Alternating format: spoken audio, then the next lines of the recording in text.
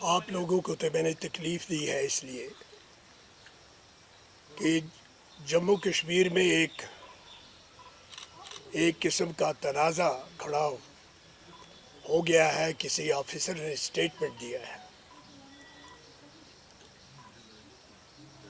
کہ 25 لاکھ ووٹر جو ہیں وہ جموں کشمیر لداخ میں، لداخ کا انہیں ذکر نہیں کیا ہے لیکن جموں کشمیر کا کیا ہے کہ اس میں ان لوگوں کا جو ہے ووٹوں کا اضافہ ہو جائے گا.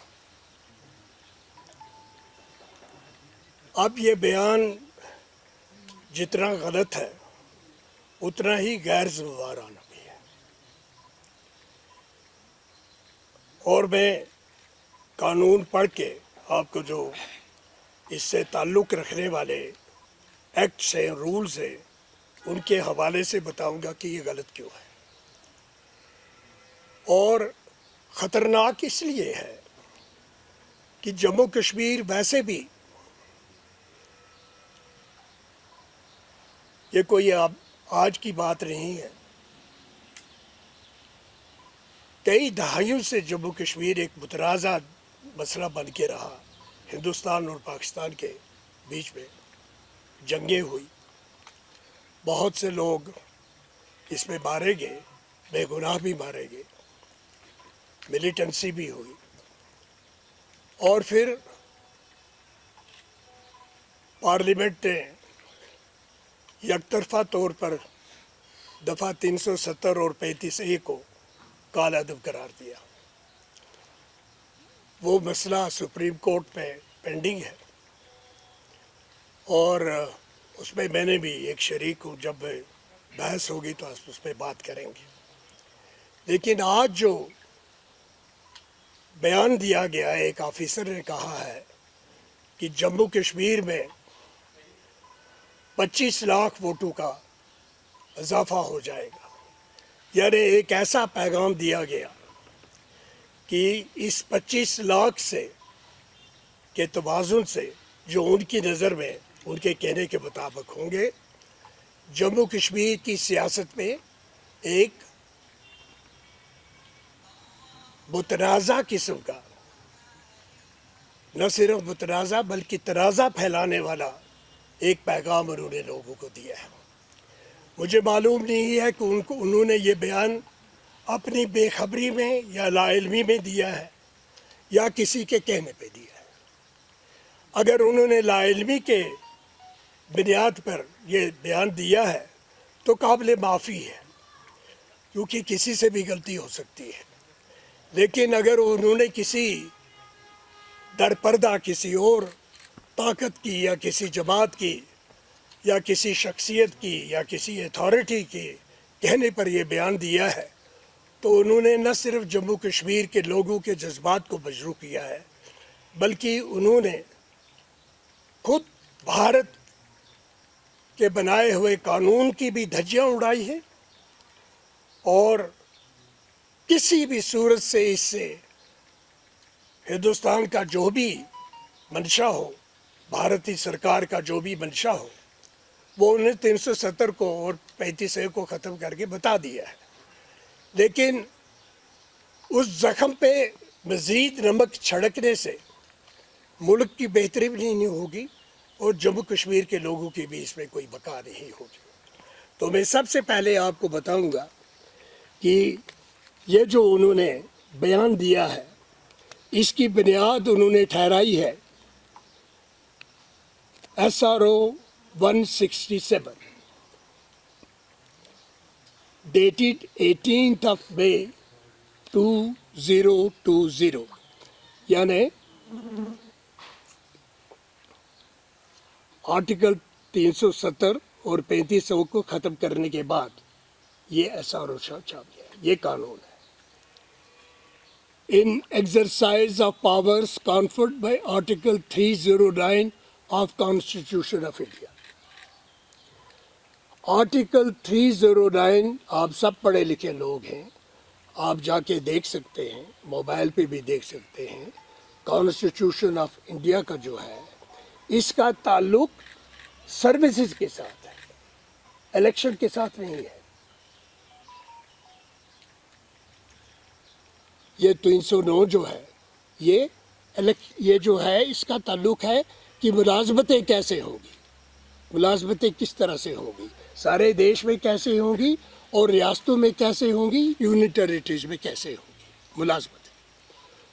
اور اس کے ساتھ صرف 309 نہیں ہے بلکہ section 15 of Jammu and Kashmir civil services decentralization and recruitment act of 2010، یعنی یہ دو قانونوں کو ملا کر ہے ایک آرٹیکل 309 جس کا تعلق ہے ملازمتوں کے ساتھ ملکی سطح پر، اور پھر section 15 Jammu Kashmir civil services act 2010 میں وہ قانون جموں کشمیر کی اسمبلی نے بنایا تھا۔ کس کی حکومت تھی وہ آپ جانتے ہیں، اس میں ہمیں جانے کی ضرورت نہیں ہے۔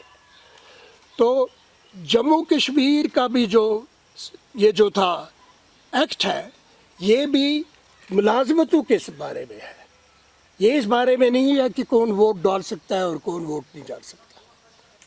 یہ پہلی بات ہے جو آپ کو ذہن نشین کر لینی چاہیے۔ اب اس کا سہارا لے کر آگے دیکھیے کیا ہوتا ہے۔ یہ رولز بنائے ہیں اس ایکٹ کے تحت، اب رولز بنائے گئے ہیں۔ These rules may be called the Jammu and Kashmir Grant of Domicile Certificate Procedure Rules of 2020۔ یہ رولز کس نے بنائے ہیں؟ یہ جموں کشمیر کی سرکار نے نہیں بنائے۔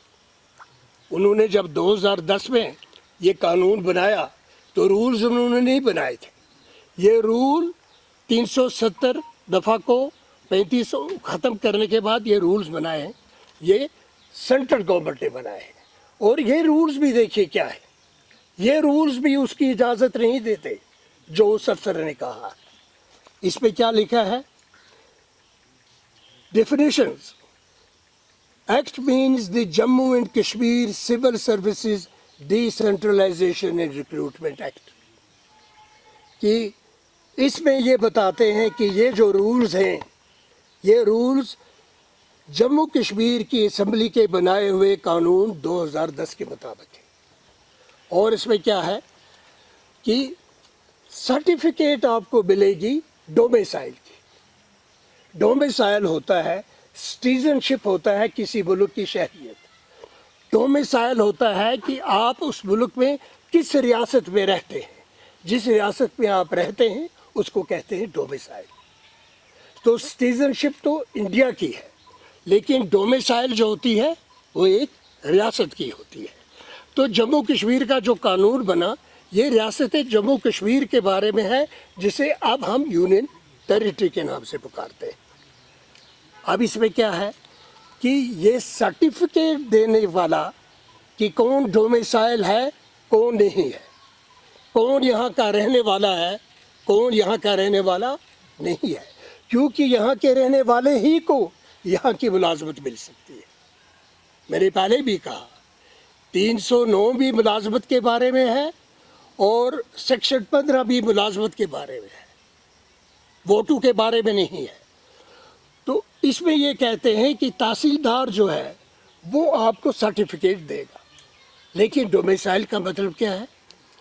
Domicile means domicile as defined in section 3 of Jammu and Kashmir Civil Services Decentralization and Recruitment Rules 2010۔